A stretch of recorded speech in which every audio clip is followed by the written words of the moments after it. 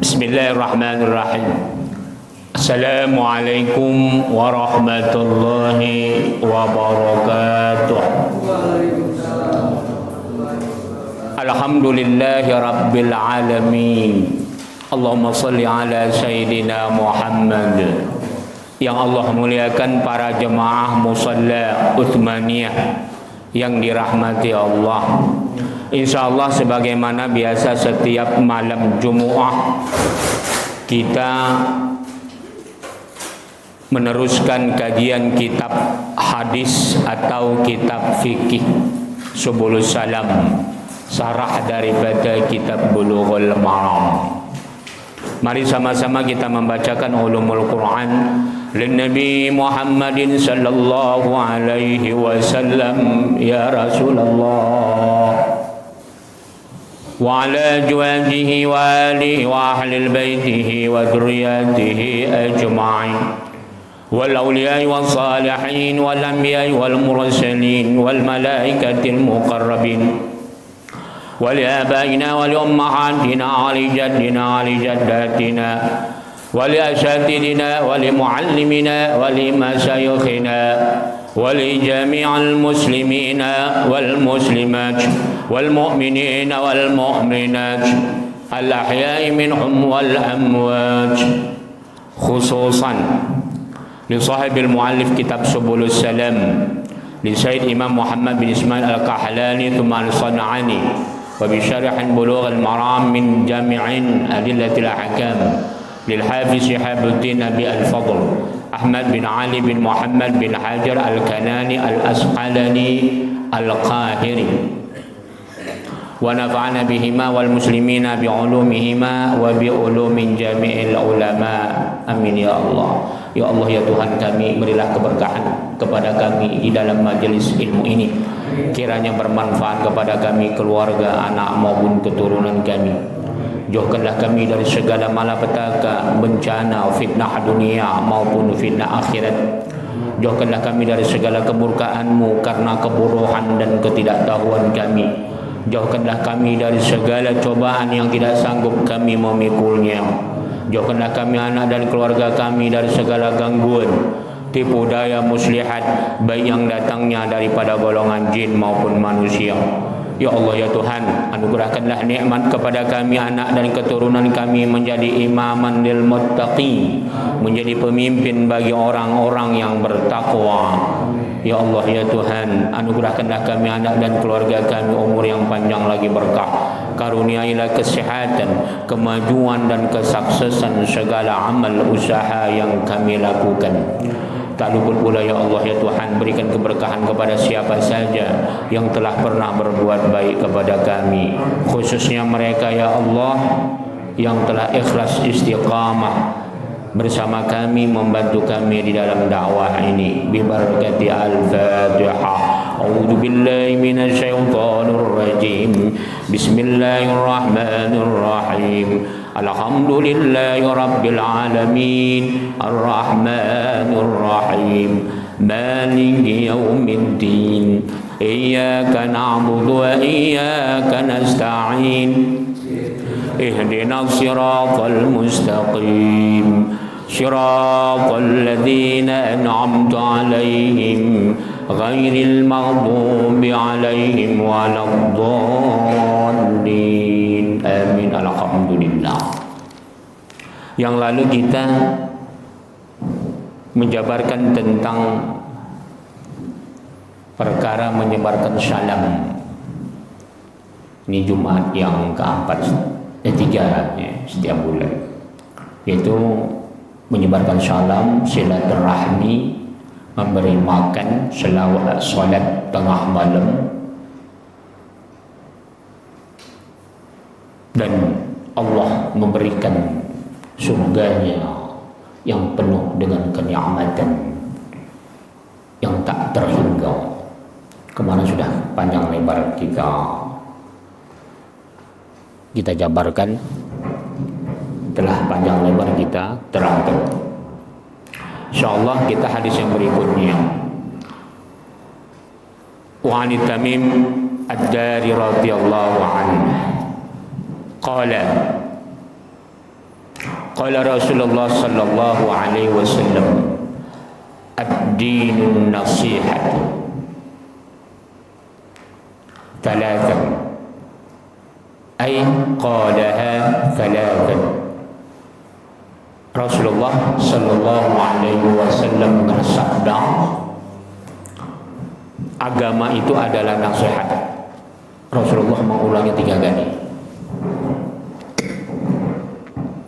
Agama itu adalah nasihat. Agama itu adalah nasihat. Wali rasulihi, bagi rasulnya. Artinya Rasulullah memberikan nasihat. Wali a'immatil muslimin wa ammatihim. Begitu juga kepada oleh a'immah, imam-imam, para pembesar, para ulama, seluruh umat Islam. Akhrajahu Muslim. Hadal hadis jadi, kata Imam Salamani, ini hadis ini sangat mulia sekali.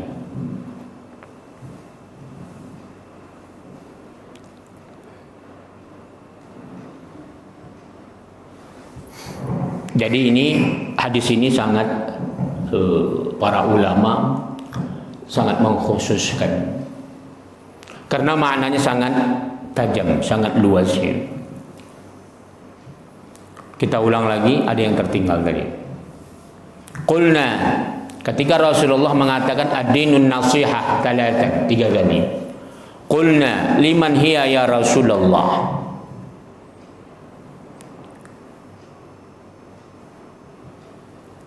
Ditanya oleh para sahabat, siapa dia itu ya Rasulullah yang berhak memberikan nasihat? Nah, itu dia ya. Ai man yastahaqquha. Jadi tadi Rasulullah mengatakan ad-dinun nasihah, ad-dinun nasihah, ad-dinun nasihah. Agama itu adalah nasihat. Agama itu adalah nasihat. Agama itu adalah nasihat. Kalau memang agama itu nasihat, kan nggak semua orang ngerti agama. Makanya sahabat nanya, qulna, kami bertanya, kami telah bertanya, kata sahabat, liman hiya ya Rasulullah, siapa yang berhak ya Rasulullah yang memberikan nasihat itu? Qala, dijawab oleh Rasulullah, lillahi wa li kitabihi wa li rasulillah wa li rasulihi.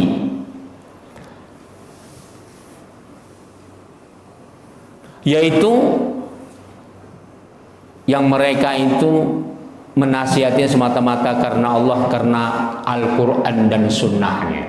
Jadi kalau orang menasihati bukan bersumber dari Allah dan bukan karena sunnah, maka tidak, nasihatnya tidak perlu terlalu kita menjadi rujukan utama gitu. Artinya tidak menjadi wajib. Apakah itu nasihat dari para filsuf? Mungkin nasihat itu dari para psikolog, mungkin nasihat itu daripada dan sebagainya. Tapi kalau dia tidak bertentangan dengan Allah dan Rasulnya, meskipun dia dari para filsuf, para psikolog, apa saja, siapa saja, boleh. Ya, bahkan bisa jadi wajib. Contoh umpamanya nasihat dari dokter, iya kan? Nasihat dari pilot, meskipun pilotnya tidak berakidah, karena dia tidak bertentangan dengan Al-Quran dan Sunnah untuk kemaslahatan dunia.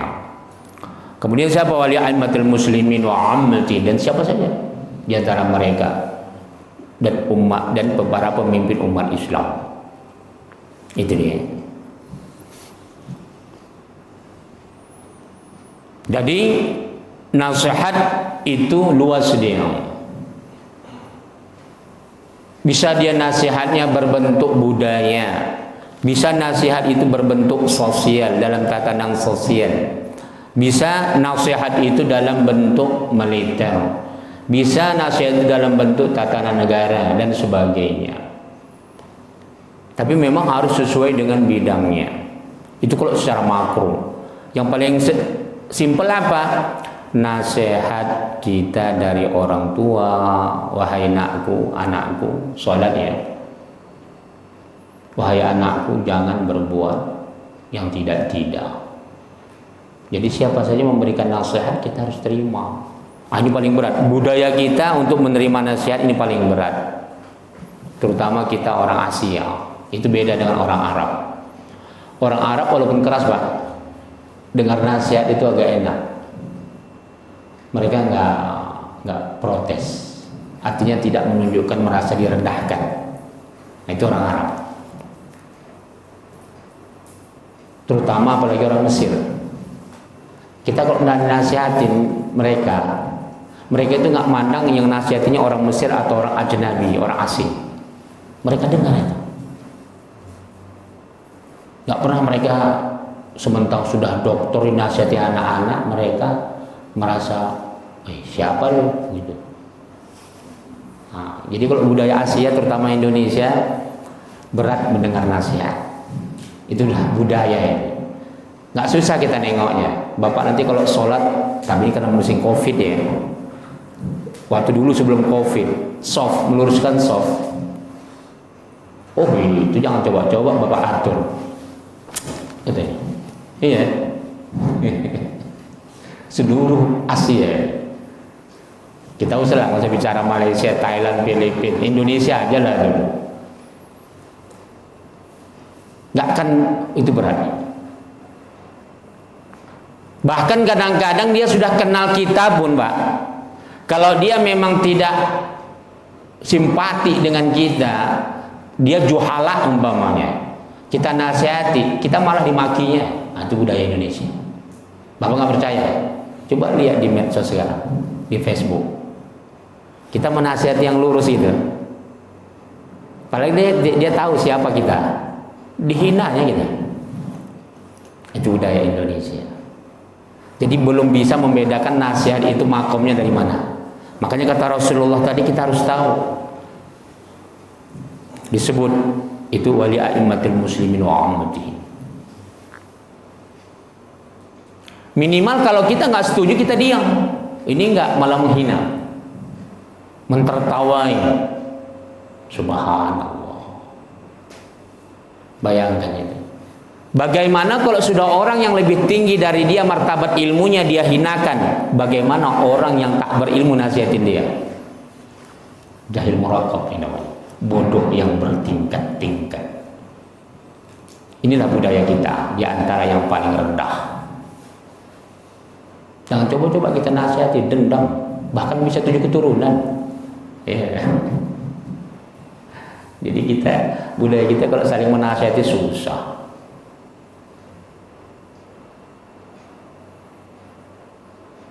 Apalagi umpamanya ada orang yang dia ngerti agama sedikit tapi dia menjadi tokoh di gang itu, di jalan itu. Masyarakat tahu itu salah, nggak berani juga dia. Ya berani. Bagaimana itu Ustaz, imamnya salah? Ya tegurlah, nggak berani Ustaz. Nggak berani dia. Tapi mengkritik ustadznya berani dia. Jadi itulah dia budaya kita kan. Jadi inilah kita pentingkan budaya Islam itu. Kenapa orang Mesir itu besar-besar, berwibawa, ilmunya luas, tapi dengar nasihat mau? Belum pernah itu Pak dia protes bapak ini istilahnya kita lah ya. Kita datang ke sana kita pesek, pendek, paling jelek dibandingkan mereka. Ketika sholat Pak kita tarik dia, oh nurut dia Pak. Belum pernah orang Mesir, siapa lu udah pendek, kecil, jelek, nggak pernah itu Pak. Belum pernah terjadi. Kalau di Indonesia jangan coba-coba, saya sudah praktekkan itu. Jangan coba-coba, paling susah. Jadi inilah pentingnya ad-dinun nasihah. Apalagi makanya budaya kita perdebatan keagamaan itu terus yang perkara kecil jadi besar. Ya. Yang besar jadi masalah dan sebagainya. Ini penting kita tanamkan budaya itu kepada anak kita. Siapa saja menasihatin, meskipun orang tak berakidah. Meskipun orang tak berakidah. Apa kata Imam Ali?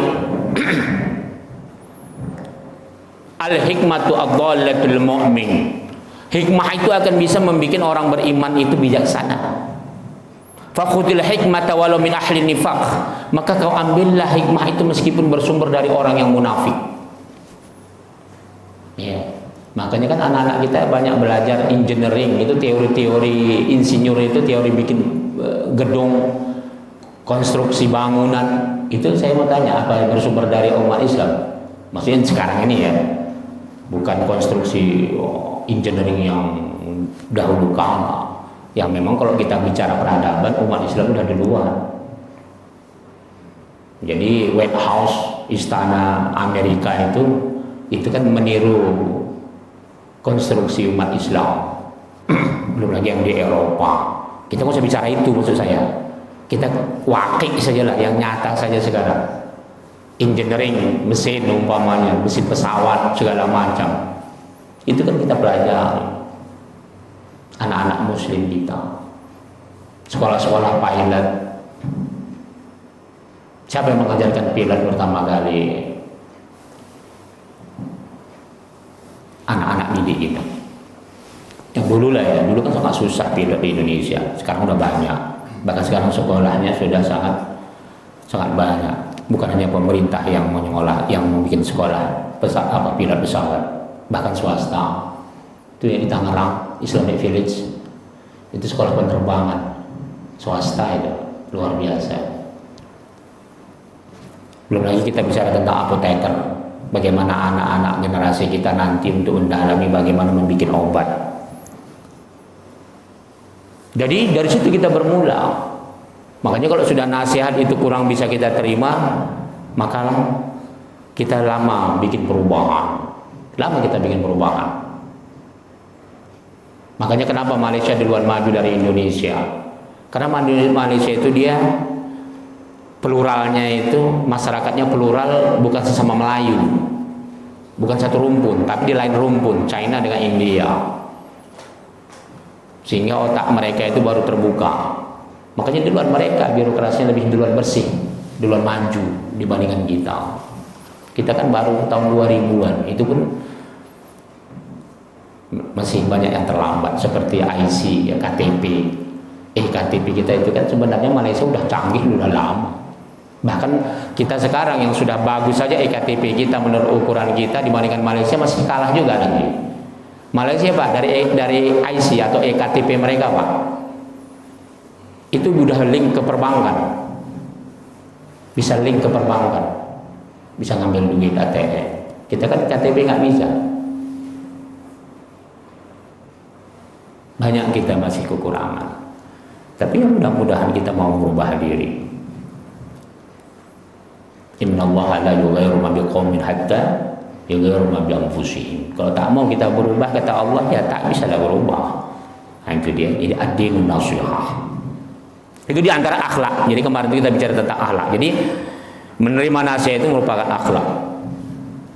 Kemudian hadis berikutnya panjang sekali sebenarnya masalah nasihat ini.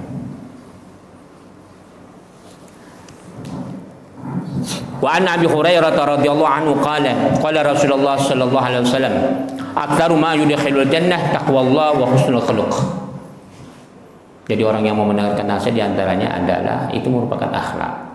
Sehingga apa kata Rasulullah, mayoritas yang paling banyak masuk surga itu adalah orang yang bertakwa dan bagus etika akhlaknya.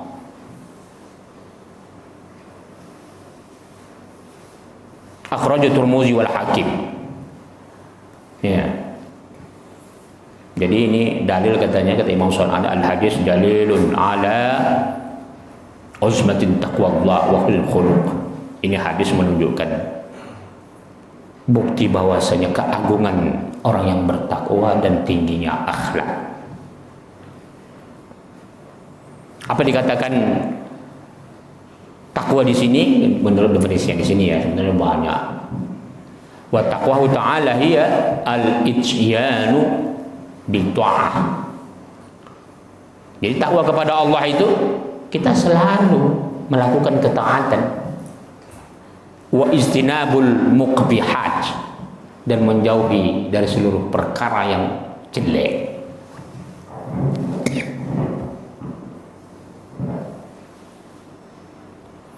Faman ata biha, barang siapa yang dia mau mengamalkan ini, wantaha 'anil munhiyaj, kemudian dia bisa mengakhiri perbuatannya itu, mencegah daripada perkara-perkara yang dilarang, fahiya min a'zami asbabi dukhulil jannah. Jadi inilah dia salah satu penyebab, merupakan perbuatan amal yang paling besar yang bisa menyebabkan dia masuk surga. Jadi takwa dan akhlak ini. Nah, itulah dia. Jadi wallahu taala alam bisawab. Silakan kalau ada pertanyaan, kalau enggak kita teruskan. Fadal. Salam. Tadi mengenai budaya orang Indonesia itu agak keras Ustaz, apa itu sudah nasihati. Padahal kita lihat itu kan bahwa dua Jawa saja. Jadi ada orang yang patuh gitu Ustaz, dengan nasihat itu gitu kan. Dari raja semua orang tua gitu. Nah ini kan Islam masuk pun berubah Ustaz. Jadi kan semua budaya Islam masuk itu berubah lagi Ustaz. Gitu kan. Nah ini kenapa Ustaz? Sehingga kita tidak berubah itu kenapa? Perkembangan Islamnya yang tidak kuat, apa memang mereka membayar itu terlalu kuat ya Ustaz? Sehingga tidak lebih yang lebih dominan yang mana gitu, agama dan budaya tadi Ustaz. Itu ya. Alhamdulillahirabbil alamin. Jadi memang contoh, pertanyaannya ada contoh mengcounter jabaran kita tentang bahwa Indonesia ini kurang bisa mendengar nasihat, sementara budaya Jawa katanya mudah. Nah, ini jangan salah, budaya di Indonesia bermacam-macam Pak. Memang budaya kita ada yang lembut tadi. Saya nggak usah sebut bukan orang Jawa yang lembut. Orang Medan itu ada suku tertentu dia lembut, dia orang lebih lembut dari Jawa. Apa itu? Karo. Orang Karo lembut Pak, meskipun dia orang Medan. Yang keras itu bahasanya Batak, tapi hatinya lembut kayak orang Mesir. Jadi bukan berarti orang yang lembut itu seolah-olah mau dinasihatin. Silakan aja bikin, nanti tengok orang yang budayanya lembut, coba nanti bawa sholat, mau nggak dia diatur? Semua suku di Indonesia itu sama, nggak mau diatur. Mau wataknya yang keras, mau yang lembut sama, hanya beda caranya saja. Hanya beda caranya saja. Dia nggak mau protes secara langsung karena kelembutannya, dia diam, tapi hatinya nolak. Kalau orang yang keras budayanya, hatinya tidak menolak, hatinya tidak duluan menolak, langsung ucapannya langsung menolak duluan. Itu saja bedanya. Jadi jangan kita kaitkan dengan ini, dengan langgam seseorang itu seolah-olah dia taat dan patuh. Tidak itu ukurannya. Karena kita udah coba setiap masjid itu, asal kita suruh luruskan pakai tangan kita, marah itu, mau apapun sukunya.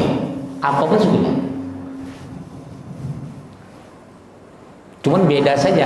Mungkin kalau dia orang Batak, apanya kok lagi gitu sih mulutnya kan. Kalau orang kita Jawa mungkin diam aja dia, cuman dia nggak mau. Nah, jadi di Indonesia ini apapun sukunya, kalau dinasihati agak berat menerima. Beda. Makanya penting nanti kalau ada duit jalan-jalan ke Mesir, buktikan ucapan saya. Nasihati orang Mesir, jauh dengan kita. Dendamnya pun begitu juga, beda. Kalau orang Mesir itu Pak, kalau dia berantem di tengah jalan, dia marah, berantem nih Pak, ngambil batu Pak, Belum pernah batu itu dilempar langsung ke orangnya. Itu ke tanah itu, Pak. Kalau di Indonesia bencong lu gitu. Kalau di Indonesia berantem, Pak, ngambil batu pasti kepala orang yang dilemparnya. Yakin sih. Iya. Itu penting sekali kita mengetahui psikologi perbedaan negara itu untuk kita jadikan ilmu. Makanya kalau kita di Arab, kalau kita imamnya salah, nggak pernah kita ketakutan nasihatinya. Ini kan nggak, bertahun-tahun salah ketakutan nasihatinya. Terakhir gurunya ini nasihatinya. Terakhir guru ini nasihatinya. Ini di apapun sukunya ini. Inilah dia etika akhlak itu udah susah kita didik.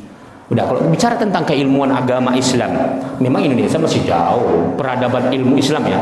Kita masih rendah. Masih rendah kita. Contoh sederhana saja.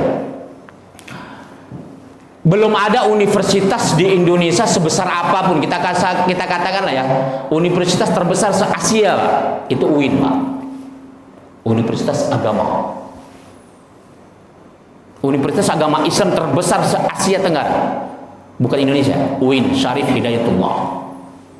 Belum ada di sana fakultas syariah perbandingan mazhab yang memakai literatur asli yang komplit. Tapi kalau di Rosa Islamiyah yang dia pakai bahasa Arab semua ada Pak di UIN. Satu-satunya di Indonesia. Dosennya ngomong pakai bahasa Arab. Kemudian mahasiswanya nulis pakai bahasa Arab, ujiannya bahasa Arab, itu ada. Tapi kurikulumnya masih rendah. Udah, taklim saja lah. Saya mau tanya, seluruh Indonesia, taklim pakai 4 mazhab itu pernah dengar nggak? Insya Allah baru kita ya. Kiai-kiai besar kita yang sudah belajar 4 mazhab di Arab, pasti mengajarkan di sini kitab 1 mazhab, pasti. Kita ingat saja kiai-kiai besar Jakarta. Kita ingat saja yang paling terkenal dulunya. Kita jujur, kita apa yang diajarkan? Pasti 1 mazhab. Begitu juga kelompok-kelompok salafinya. Itu lebih parah lagi. Dia nggak boleh kita dibuka perbandingan mazhab yang secara jujur yang luas. Tidak ada. Oke lah, mungkin kalau majelis taklim itu nggak bisa jadi ukuran standar ilmiah, universitas saja. Universitas saja. Makanya Profesor Komar Hidayat ketika dia sebelum dilantik menjadi rektor Universitas Islam Internasional, itu saya sempat dialog sama beliau di Facebook. Udah 2 tahun mungkin lebih, 2 tahun lebih kali. Saya bilang percuma kalau kita membuat universitas internasional, kalau kita tidak menghidupkan turos, percuma. Nggak percaya? Saya Pak, alhamdulillah sudah pernah memasukkan teman saya dari Komorus. Kebetulan teman saya belajar di Mesir, masuk di UAE, antarbangsa, Universitas Antarbangsa Malaysia. Itu duluan berdiri, Pak. Universitas Antarbangsa Malaysia itu duluan berdiri dari Indonesia. Saya mau tanya, mana hasilnya? Yang keluaran dari situ menjadi ulama, yang menjadi rujukan umat, nggak dikenal tuh, karena nggak ada turusnya.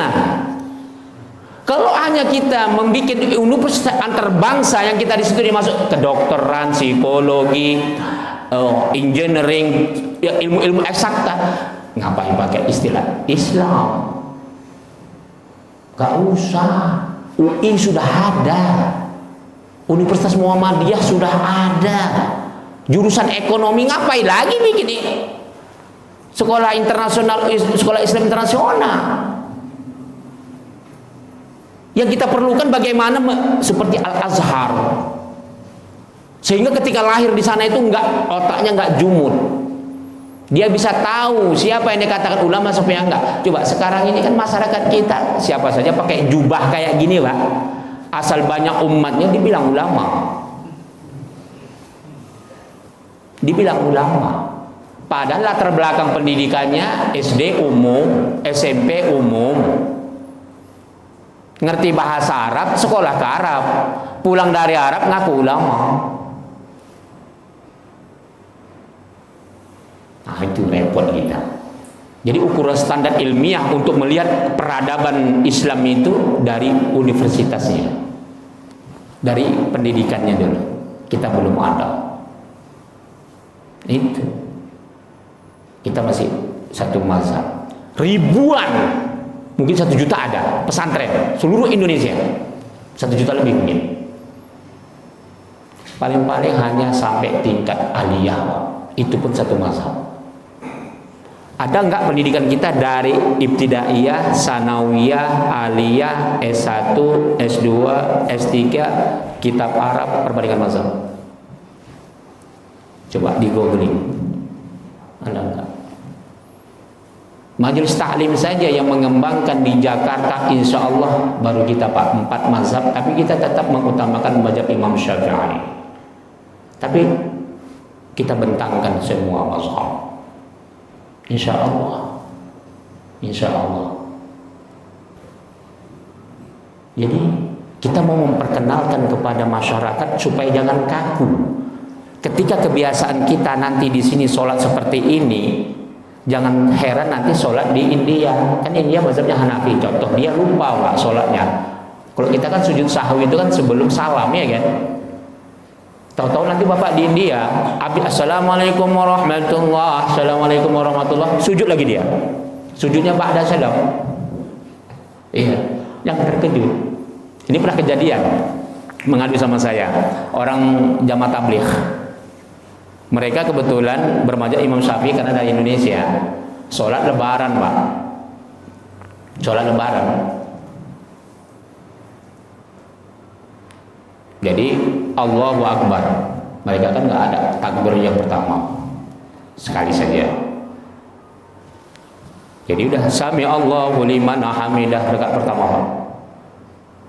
Allahu Akbar. Allahu Akbar 3 kali.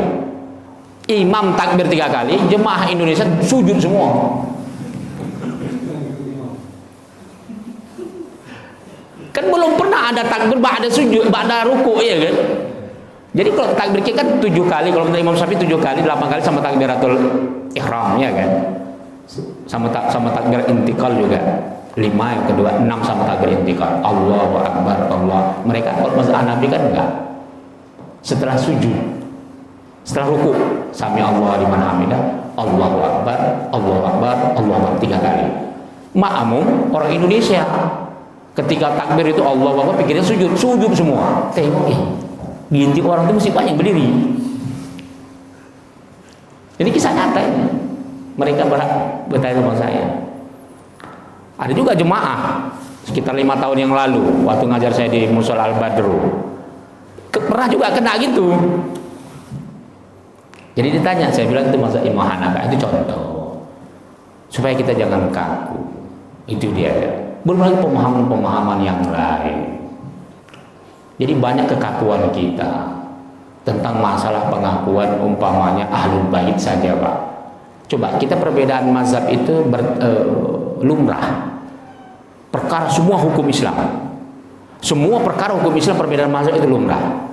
Tapi ketika berbicara ahlul bait itu kan ikhtilaf ulama. Kenapa perkara itu nggak bisa diterima? Jangan coba-coba.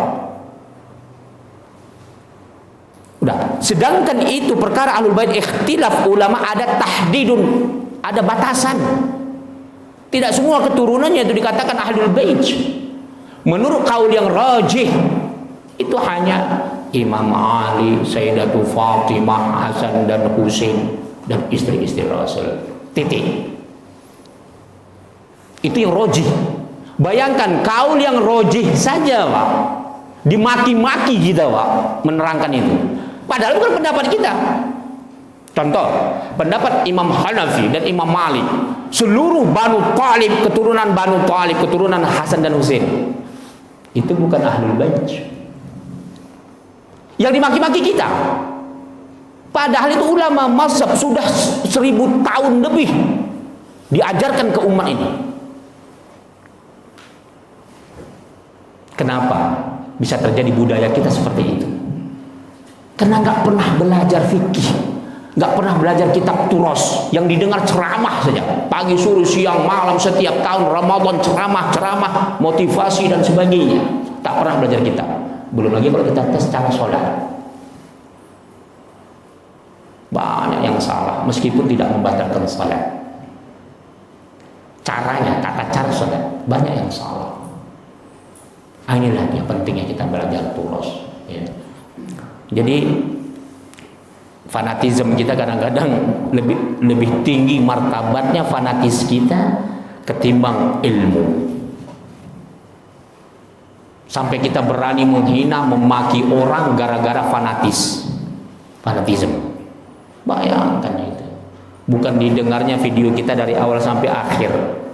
Apa dalil sang ustadz mengatakan ABC? Sudah kasih komentar makian.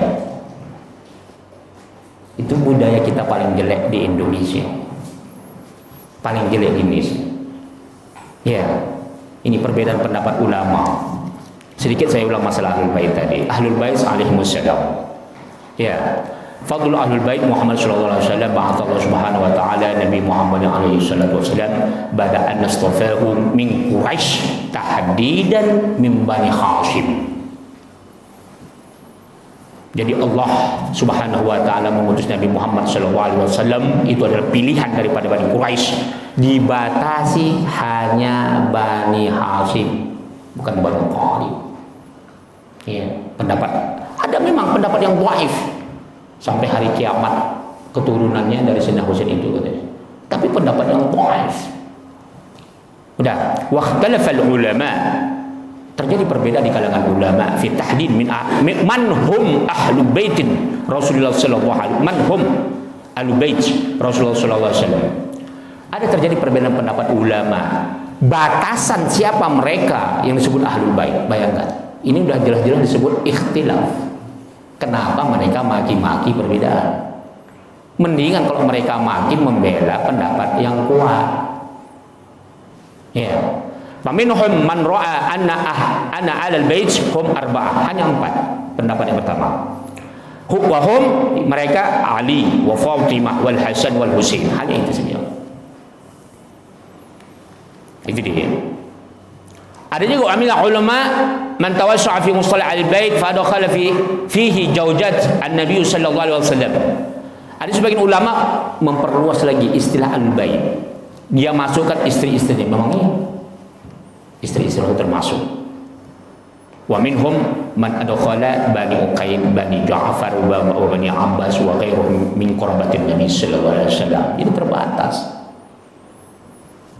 Udah, warrajih, qaul yang rajih. Warrajih min aqwalil ulama wa adillatihim. Sebenarnya ini panjang kali ya. Ini saya ringkas saja.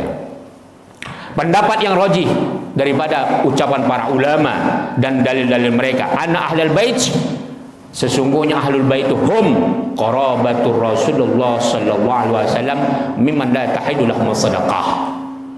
Orang-orang dekat Rasulullah yang diharamkan memakan zakat. Siapa mereka? Wahum Ali wa Fatimah wal Hasan wal Husain radhiyallahu anhum.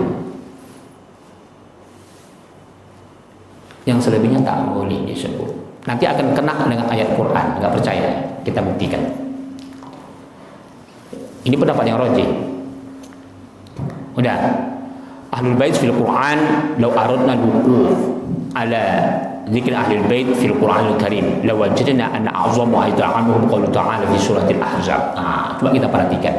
Kemudian ahlul bait di dalam surah al-Ahzab.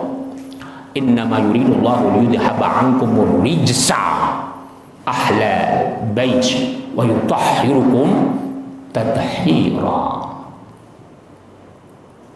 Kata Allah, kami ingin supaya aku kata Tuhan, supaya kamu ahlul bait.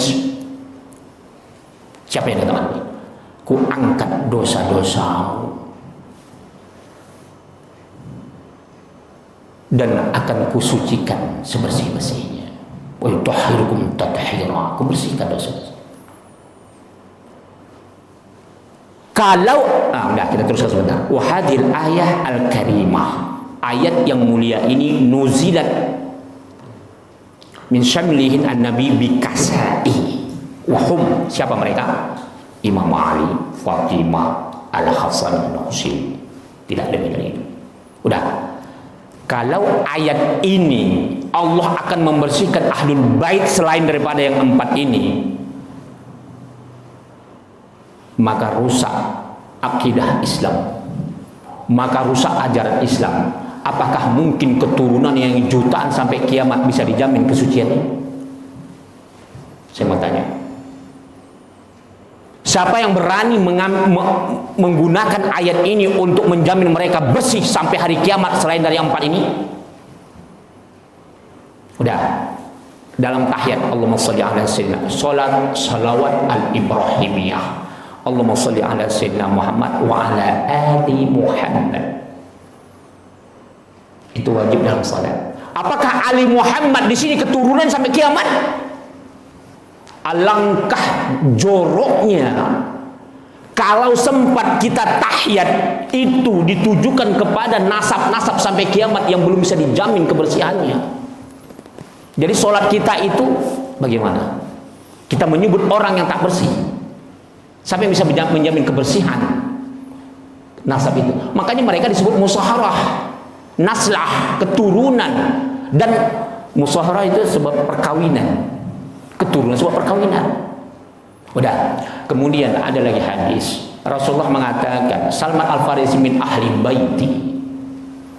Salman Al-Farisi itu adalah merupakan ahlul bait saya. Langsung Rasulullah menyebut. Saya mau tanya, keturunan Salman Al-Farisi orang Iran itu apa ahlul bait? Di sinilah dia. Udah, dari dasarnya saja, perbedaan ini saja sudah tidak diterima. Kenapa? Ini hanya di Indonesia. Hanya di Indonesia. Kenapa? Karena bodoh. Karena memang banyak yang mengambil kepentingan dari keturunan mulia supaya dikultuskan. Silahkan kita keturunan mulia dan sebagainya, nggak perlu didakwahkan untuk kita mencari supaya orang mengkultuskan kita, supaya orang memuliakan kita. Apalagi sampai kita mau mendakwahkan seolah-olah kita mulia seperti mulianya ahlul bait Rasulullah SAW. Ini luar biasa, sangat luar biasa. Itu hati-hati. Udah, silahkan nanti lihat halaman 1968. Ini saya mengajar kitab Al-Fiqhul Islam wa Adilatun 11 jilid. Sekarang mungkin kita ini sudah 15 jilid di Mushal Al-Badrul, sekarang di rumah Pak Gandhi dari tahun 2008 lebih kurang. Lihat nanti kitab itu. Wa qala Abu Hanifah wal Malikiyah, berkata Imam Hanafi dan Imam Malik, hum Banu Hasim fakat, hanya Banu Hasim. Jadi Imam Ali itu Banu Thalib, keturunan Sayyidina Hasan dan Husain, Banu Thalib. Wa amma Banu Muthalib akhu Hasim falaisu indahum min alil bait. Adapun keturunan Banu Thalib, saudaranya Hasim, falaisu indahum, mereka semua bukan daripada ahlul bait. Fayu'tuna minaz zakah 'alal mashhur, mereka boleh semuanya menerima zakat. Ya, keturunan dari Hasan dan Husain itu. Ini bukan saya yang ngomong. Silahkan. Wah, halamannya udah saya sebut ya. Nanti tunjuk. Ini kalau saya tunjukkan tulisan nanti dikira saya kadang-kadang. Udah saya tulis halamannya. Udah, Al-Juz' Ustalis. Saya ulang. Shaf halaman 1968. Al-Juz' Ustalis, Al-Fiqhul Islami wa Adillatuh, At-Tabaqatur Rabi'ah, cetakan yang keempat tahun 1997 atau 1418 Hijriah, Darul Fikr, Damaskus, Suriah. Jadi jangan, ini kita kembali kepada etika akhlak adab. Kita itu nggak bisa menerima kalau sudah orang lain bukan bahagian dari kita, meskipun kayak mana mulianya mereka, orang itu. Selagi kita tidak suka dengan orang itu, meskipun pendapatnya benar, kita nggak terima. Dan kita tidak menerimanya karena fanatisme. Itulah yang diharamkan, itulah yang nggak boleh. Udah. Bayangkan, ini contoh perkara yang berbeda pendapat, padahal dalam perbedaan itu kaul yang rojih, kaul yang jumhur ulama yang lebih kuat saja bisa dimaki-maki dengan kaul yang dhaif. Bayangkan itu. Wallahu ta'ala alam bisawab. Silakan ada pertanyaan. Fadal. Yang masalah Habib Ustaz, mungkin bisa tahu atau bisa kasih pencerahan kita. Apakah Habib yang ada di khusus di Jakarta ini masih bersanad atau ada keturunan? Karena ada orang-orang awam yang terlalu ngarep ridho berkah gitu kan. Kadang-kadang saya lihat di rumahnya atau di majelis taklimnya pasang foto lah segala macam. Mereka mungkin nggak tahu sejarahnya. Nah, lantas apa hukumnya seorang Habib yang mengklaim dia turunan Rasul, tapi sebetulnya memang nggak ada, seperti yang Ustaz bilang tadi. Iya. Itu aja ya. Ya. Alhamdulillah rabbil alamin. Udah. Jadi kalau naslah musaharah itu boleh jadi ada. Naslah itu artinya keturunan dari musaharah sebab perkawinan darah, tapi bukan berarti alul bait. Bukan berarti alul bait, keturunan. Seperti bapak, darah bapak kan keturunan Nabi Adam. Boleh jadi nenek bapak juga ada keturunan daripada anak-anak zuriyah Rasulullah. Itu kita nggak tahu. Udah, kita nggak bisa memastikan itu. Tapi kalau ditanya kepastiannya ada atau tidak, tak bisa saya menjamin kepastiannya. Dan tidak boleh seseorang berani mengklaim. Silahkan dia mengklaim, jangan untuk umat, jangan dibikin propaganda dirinya keturunan Rasulullah. Itu cukup urusan dia sama Allah. Udah, apa kata Rasulullah di dalam hadis Imam Bukhari dan Muslim, wa Ahmad wa Abu Daud wa Ibnu Hibban wal Hakim an Abi Hurairah, hadis sahih.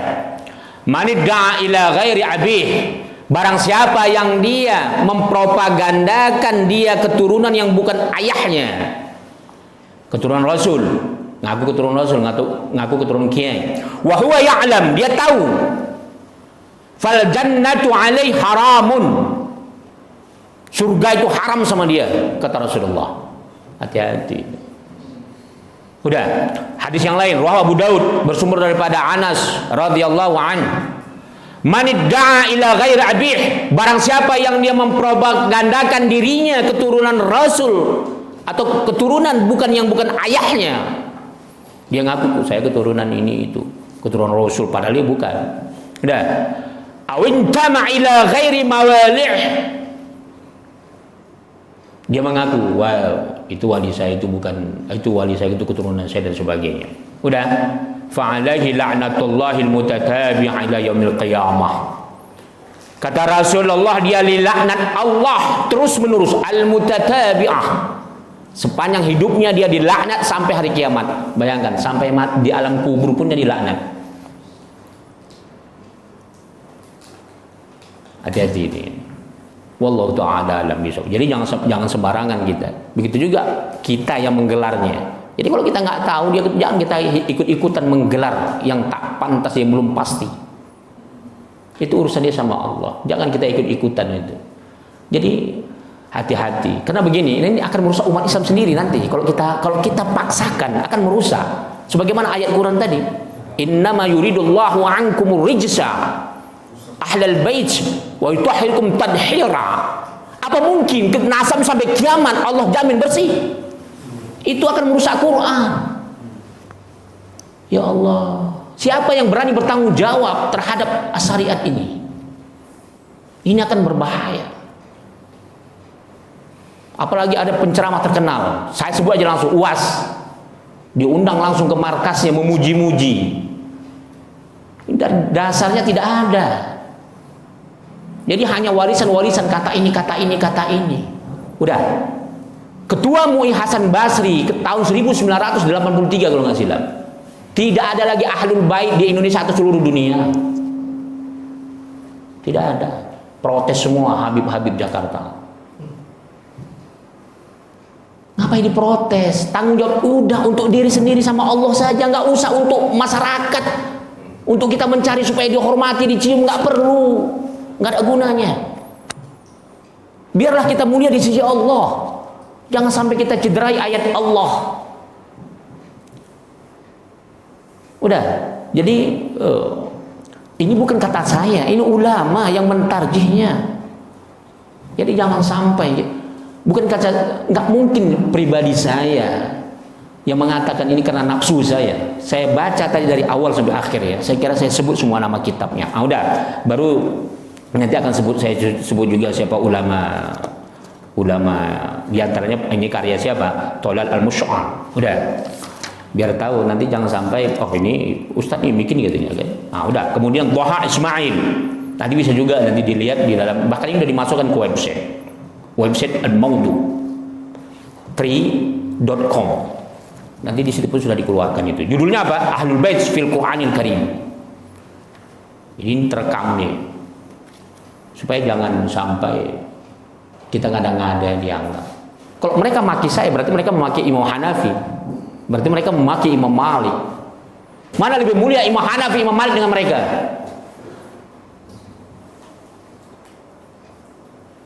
Kan aneh itu. Itulah dia. Wallahu taala alam bisawab. Itu ya, itu saja. Udah Aisyah. Yang masalah foto-foto itu saya pernah ada di. Kalau foto ya silahkanlah, foto asal jangan foto orang telanjang aja ya kan. Kalau mau foto ya nggak foto siapa saja. Cuma jangan sampai kita diajarkan Iqra alif bata Quran, tahu sholat sama guru kita di samping tetangga yang kita pajang foto, entah siapa yang nggak pernah ngajarkan kita sholat. Kita lebih hormat orang yang kita kultuskan yang nggak pernah ngajarkan kita apa-apa. Hanya kita nganggap oh dia diciumin tangannya sama orang. Kalau demon banyak umatnya, itu kita mulia-muliakan gambarnya. Sementara kita ngerti sholat, ngerti baca Quran, kita tahu niat puasa dan sebagainya. Siapa ustadznya? Nggak tahu. Bahkan dilemparnya rumah ustadznya setiap hari untuk curi mangga. Itu dia. Di sini apa MUI sekarang satu Pak Hasan Basri kan pakai Hasan Basri kan pernah melarang masa Ustaz. Nggak tahu MUI sekarang nggak berani untuk fatwa ulama itu nggak bisa dicabut kecuali diri dia sendiri mencabutnya. Kecuali kalau ulama itu sendiri yang mencabutnya, ya.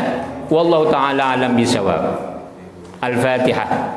A'udzu billahi minasyaitonir rajim. Bismillahirrahmanirrahim. Alhamdulillahirabbil alamin arrahmanir rahim maliki yaumiddin. Iyyaka na'budu wa iyyaka nasta'in. Ihdinas siratal mustaqim. Shiratal ladzina an'amta 'alaihim ghairil maghdubi 'alaihim waladdallin. Amin. A'udzu billahi minasyaitonir rajim. Bismillahirrahmanirrahim. Allahumma ja'al hadzal majlis barakatan wa mubarakah wa ba'id alaina fitnatan minad dunya wal akhirah walhamdulillahi rabbil alamin. Assalamualaikum warahmatullahi wabarakatuh.